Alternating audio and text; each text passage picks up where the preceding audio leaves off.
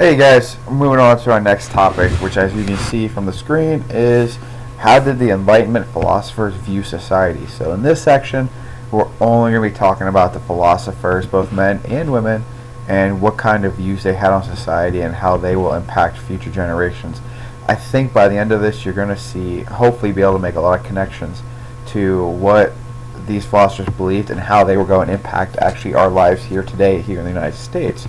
But to get us started, we're going to start with the role of philosophy and what it is. Intellectuals of the Enlightenment were known as philosophes, French word for philosopher. Not all philosophies were French, just a good bit of them. Most were not philosophers, they just were people who like to talk, and talk they will do. Writers, professors, journalists, economists, and social reformers. Most of them come from the noble or middle classes, so the upper level classes, and they are all educated. Purpose of philosophy was to change the world, make society better and happier. It encourages rational criticism of even religion, not just religion, but art, society, government, anything that could be criticized. They criticized, but they did it so in a nice, rational way that will encourage people to actually think and make it better rather than just disagree. It's going to lead to the development of social sciences. You're going to see a very strong initiative on learning history and government and its role in people's lives today. As you will see, a lot of these philosophies often disagreed with each other. But let's get started. Our first one is Thomas Hobbes. Not a very uplifting guy. Life is solitary, poor, nasty, brutish, and short. People guided by struggle for self-preservation and safety. So he's pretty much not very does not have a very high opinion of people as a group. Just everybody's out for themselves and their own best interest. Rulers need absolute power to preserve order in society. So a ruler or a king, emperor, whoever needs to have all the power that they can possibly have in order to preserve some kind of safety and culture in the society. And social contract means that people must trade some personal liberties in exchange for peace and security. So pretty much that anybody that wants some kind of safety in their culture or society is going to have to give up some kind of freedom to make that happen. Next up, John Locke, somebody we're going to be studying a lot in class. Natural state of people to live in freedom and equality. So as you can see, already different than Thomas Hobbes. Humans have natural rights from the moment they are born, life, liberty, and property. Humans form government to protect the rights and not to take away the rights. Social contract is mutual obligation between people and government. Tabula rasa, otherwise known as blank slate. People are molded by experience. So the moment you are born, you are essentially a blank slate that life is going to start changing you into the person that you are today. Senses help people understand the world, so the five senses, the taste, touch, and the other ones. Led philosophies to conclude society could be made better if people were exposed to the right influences. So pretty much it goes with the nature versus nurture argument. In his case, he believes that people are the way they are because they're nurtured that way. They are turned into that rather than being born that way. He advocates religious freedom and separation of church and state. Big believer in keeping the church out of the government. Next up, Sir Isaac Newton. Believe world and universe were a giant machine, in his words, a clock. Operated according to natural laws of the physical world. Knowledge of the machine uncovered through investigation. Ideas form the basis of religious philosophy, deism. We're going to go over Isaac Newton quickly because we talked about him in the last video, so if you want to look more in depth, go to that one. Philosophies believe Newton discovered natural laws of the physical world. He came up with 3 laws that you'll study in a most likely a physics class if you take one. Following natural laws would result in ideal society. Moving on to Pierre Bayle. French supports religious tolerance, lists errors in religious writings, and religion must use logic and have historical accuracy. So he was a big proponent, a big believer that the Bible should be as historically accurate as possible if we are going to use it as some kind of basis for our culture. For all the feminists out there, we have Mary Astell, comes to us from Great Britain. Women should have access to education. helps her become a better person. Being a better person helps the country. And then lastly, she is famous for the quotes, "If men are born free, then women are born free." Next up, one of the most famous philosophers and one of the ones that will influence the founding of the United States greatly. His name is Montesquieu. He is a French noble. Type of government depends on factors such as religion, geography, and climate. So whatever government is going to work, when you have those three factored into it, that's the government you should use. Identified three basic kinds of government: republics, which are good for small states; a despotism, good for large states; and a monarchy, good for medium-sized states. Two parts of theory important to the U.S. Constitution that we will take from Montesquieu. Number one, separation of powers. Government is divided into three branches, each one no more powerful than the other, and each one able to balance out the others. We have, in our case, legislative, judicial, and executive. Checks and balances. Next up, powers of each branch of government limit and control one another, keeps one person or group from gaining too much power. Next up, probably one of the most interesting of all philosophers, another one we'll be studying in class, Voltaire, French middle-class writer. He used satire, otherwise known as wit and sarcasm, to attack religion, aristocrats, and the French government. Imprisoned twice for his writings, exiled to England for over 2 years. So he was kicked out of France because of his writings and was banished all the way over to England for 2 years. Advocated religious tolerance, free speech, and free thought. Believed government should protect rights.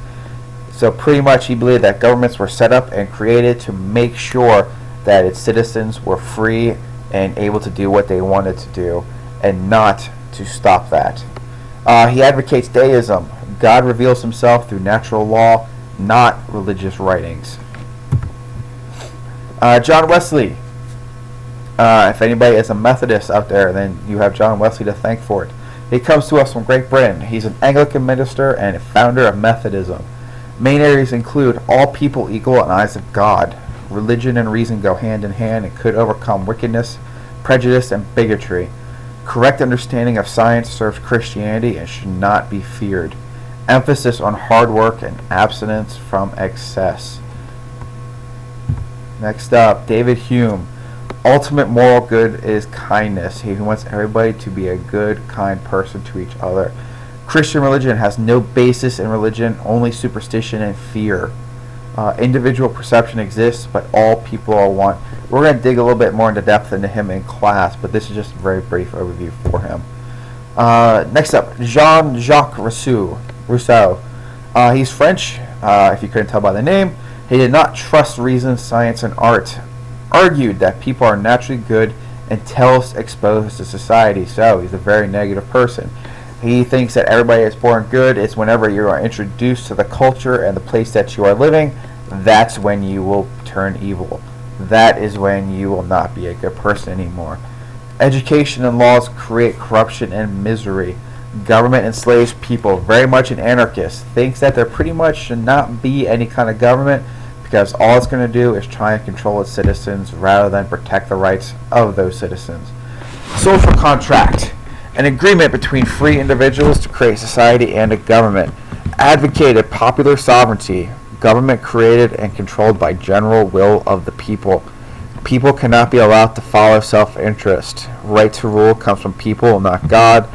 All people equal. Titles of nobility should be abolished. So, pretty much the only person that should have any kind of title should be the king or the emperor or the president, not anybody else. There is no such thing as any other social classes. Everybody is equal.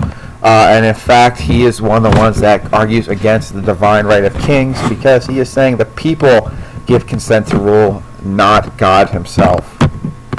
Next up, Denis Diderot. He comes from us from French. He'll compile the encyclopedia that we know of today, collects articles from many experts and philosophies, helps move Enlightenment ideas forward because he puts them all in his encyclopedia and it starts printing and people start reading it, helping spread the ideas faster than they would have on their own. Encyclopedia attacked by French leaders, critical of church, government, and legal system.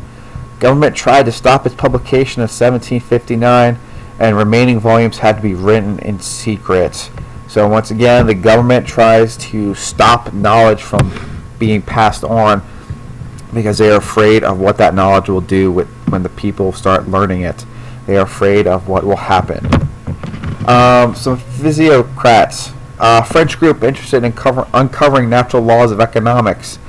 Francois Quenet, founder, attacked mercantilism, believed wealth of nations derives from agricultural and not from gold and silver.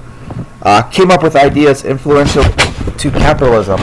Individuals should be free to pursue their own self-interest. Government should not interrupt natural law with regulations. So once again, trying to get government out of the society, out of business. Economy should be left alone, known as laissez-faire, let do. Circular flow of income. So income goes into a business. The business then reinvests it into itself. Goes out in the products. People buy the products.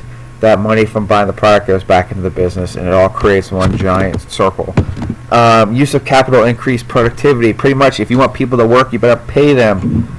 And then he also believes in diminishing returns, meaning the more you do something, the less reward you will get for it. Next up, a huge man in the United States history in terms of our economy, Adam Smith, considered the first modern economist. He comes to us from Great Britain. He wrote the Bible of free trade and capitalism. He comes up with this idea of the invisible hand, supply and demand, and competition. So pretty much supply and demand, the more you have of something, the less expensive it's going to be. If you really want to create money, you pretty much want to make sure you have as little supply as possible. And competition, we need competition to drive our economy. Competition is a good thing. It makes everybody produce the best items that they possibly can. Next up, Cesare Beccaria, the Italian influenced criminal law reform in Europe and North America. His ideas will be the basis of our criminal law system here in the United States. Purpose of law: to preserve social order, not to punish. Law should assume innocence until proven guilty. Prisoners should not be tortured. Prisoners should receive a speedy trial. Punishment should not be arbitrary or cruel. Based on seriousness of the crime, death penalty should be abolished. Anybody who's ever studied United States history, and in particular the Constitution and Bill of Rights, all of those should sound very familiar because they make the basis of the Bill of Rights. Mary Wollstonecraft, once again, Great Britain, seen as founder of the women's rights movements, felt women's first duty to be a good mother. She should be able to pursue self-interest without depending on husbands. Requirements to obey men arbitrary in the same way men obey monarchs. Ideals of equality should be extended to women because they possess ability to reason as all humans do. So pretty much women, if a man can do it, a woman can do it, and vice versa. All men and women are equal. Thomas Malthus, our last one, comes to us from Great Britain. We're also going to be studying him in class as well. Population always increases faster than the food supply, causes adjustments due to starvation. Society's ability to reproduce does not necessarily lead to progress. We're going to study a couple of his ideas in class more in depth. This is just a nice brief overview of that.